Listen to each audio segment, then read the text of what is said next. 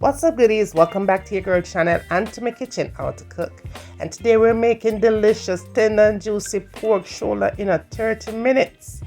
You ready for me to show you how to make this recipe? I'm ready to show you how. So make sure to say subscribe and turn on your post notifications so you won't miss an upload. You ready for cook? Come on, let's cook.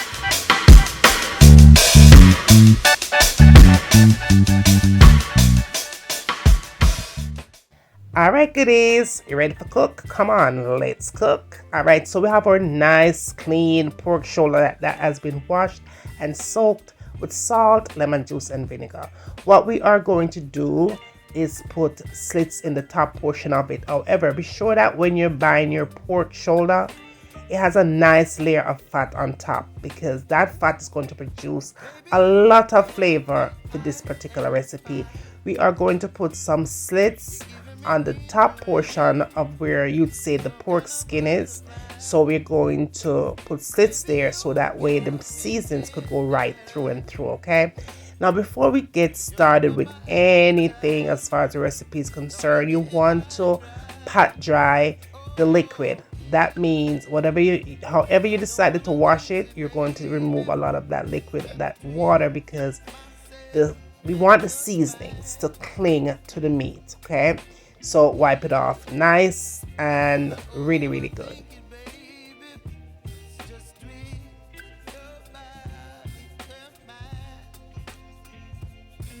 If it looks like that on the paper towel, that means your meat was washed really nice. If it doesn't look like that, then you need to wash it again. Okay, all right, so now all we're going to do is put some slits, as you see I'm doing here, very gently, not going all the way through the meat, just gently. All right, just on the top portion, and open it up like you're giving it some bacon lines, just like that. And then you turn it in the opposite direction and you put some slit going that way as well.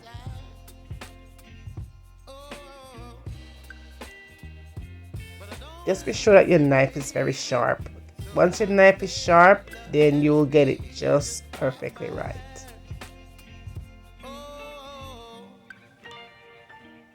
It should look like this. This is how we know for sure that we're going to get the seasons into the meat properly, right?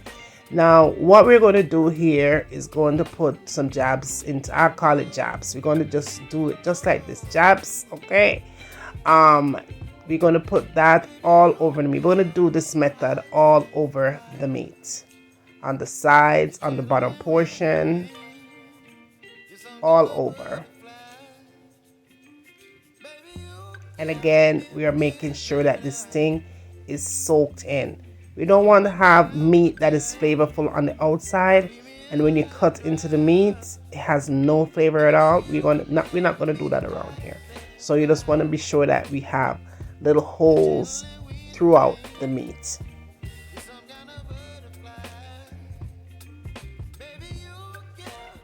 Now we're going to go ahead and start the process. So the first thing that I like to do when I'm doing this method, I like to put some vinegar on it, on the outer skin, and just rub the vinegar right through and through the meat. All right, so good. Now we're going to season. So we're adding some humble seasoning here, and then we're adding some pork seasoning because we're cooking pork, garlic powder, onion powder, black pepper, salt, cinnamon powder, Parmesan cheese,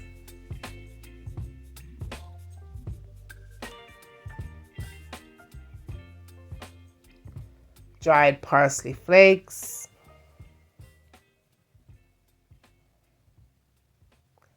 ginger paste or powder, cornstarch, minced garlic or garlic cloves, brown sugar. I'm using organic cane sugar, paprika,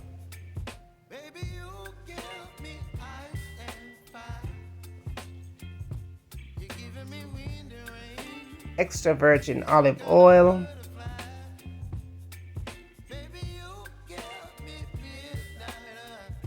and red pepper flakes, just a tad bit. Now all we're doing here is combining all these seasonings. We're making a paste, but we don't want to make a watery paste. You want to make a paste that holds. It's not too thick, and it's definitely not watery. You want to be able to see it like that. You want to have it clinging on the meat. Now, when you put your seasonings onto the meat, it should look like this. You see how it's not running? We don't want this paste to be running, okay? You want it to be clinging and not running. Now, if it is running, then you have done something wrong. I will put the ingredients in the description box and the amount of the seasonings that you need for this recipe so that you will have your meat seasoned just right. See how it's clinging to the meat and it's not running in the bottom of the container? That is how you want it to be. Now we are going to cover this up, and we're going to allow it to marinate for about 30 to 45 minutes. It doesn't have to go forever because we are going to be using our flavor burn here, okay? But before we go any further, first thing you want to do is glaze the meat before you actually put it in there, right? So I put a little bit of oil in a pot. I had 4 cloves of garlic because I want it to start having flavor right here. Then I put the meat on top of the garlic. So when the garlic cooks, it infuse and give it flavor. All right, about I'll say 5 minutes in, you want to put this on medium to high heat when you're doing this method, okay? 5 minutes or so, you turn it on the other side. We're not cooking it here. We are giving it color. And then another 5 minutes in, you go back and you turn it on the other side again. Just be sure that you get as much of all the sides as possible. That makes sense, right? So you turn it on that side and you give it additional minutes, maybe about another 3-4 minutes here, holding it, and you're pretty much good to go. Like I said before, we're not cooking it here. We are just achieving color, that nice golden color. And again, your fire should be at a medium to high heat. Now we're going to remove it, and we are going to take out the garlic cloves. Now in that right there is flavor from the garlic. You're going to go ahead and just add water to it, and then you want to add some ketchup, and then you want to also add some grape jelly, honey. Okay, just add in your grape jelly. We're also going to put some mustard here. So I'm adding about 2 tablespoons of mustard. And again, I will put the amount of what I've used for the recipe down in the description, okay? Let it come to a nice little bubble. All right, just like so. And that is good to go. Now we're going to put our pork shoulder in our flavor burn, honey. And if you have not bought one of these bad boys, I tell you, you need to get it. I have a video that when I purchased it, I showed you guys a review on this, and it is amazing. You should get one, okay? But if you don't have one, you could use your slow cooker, you guys. All right, so now we're just going to go in with a very large onion here, and our onion is chopped really big. Then we add in some rosemary, and we add in some cinnamon, bay leaves, y'all. And then we adding pepper, and then you throw out your sauce on top of that.